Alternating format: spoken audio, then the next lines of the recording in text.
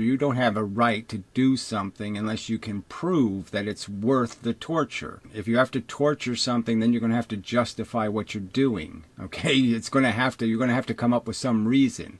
And the only good reason to torture something is because you can prevent more torture. You can tie somebody up and you can torture them, you can beat the crap out of them if it's going to prevent somebody else tomorrow from getting the crap beat out of them. Then you can. You can make a rational argument. I have no fear about inconveniencing the present to save the future. Mm-hmm. Okay, I mean, I'll stab the present with a bayonet, to save the future. You do a little worse now to prevent a lot worse later. We don't use words like moral and immoral. These are your words. As to how those moral values, so again, I never call them moral values. I just call them values. Value equation, what do you think is more relevant than that?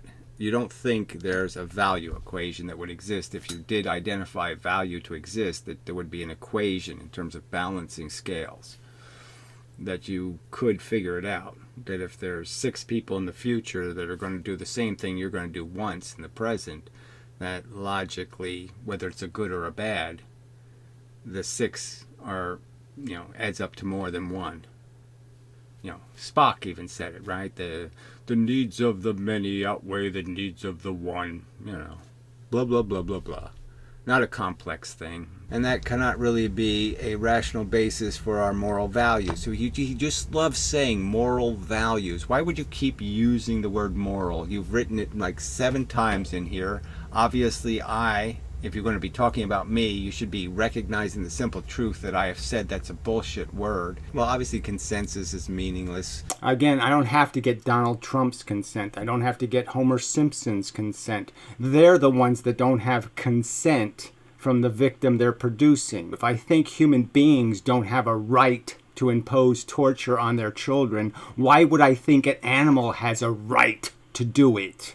They have no capacity to think. You have to admit you're just a robot. You're just a mechanical reflex. They haven't spent enough time thinking about what they're thinking and why they're thinking it. Where did my thoughts come from? Where did my personality come? Where did all this shit come from? They just haven't paid any attention to it.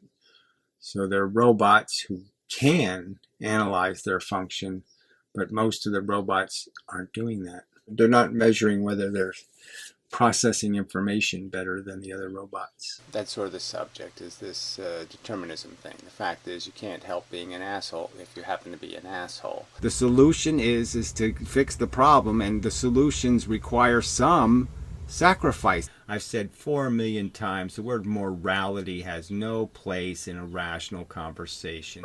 Efficiency is a clear concept, and clearly the implication is that this efficiency is going to be decided or determined through some value weighing, and we must weigh values.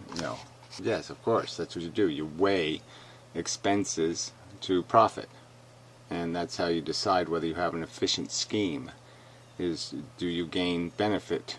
Does it make something of significant value to justify the cost of what you had to fertilize it with? Sentient organisms, you will waste their suffering in a non-profitable enterprise.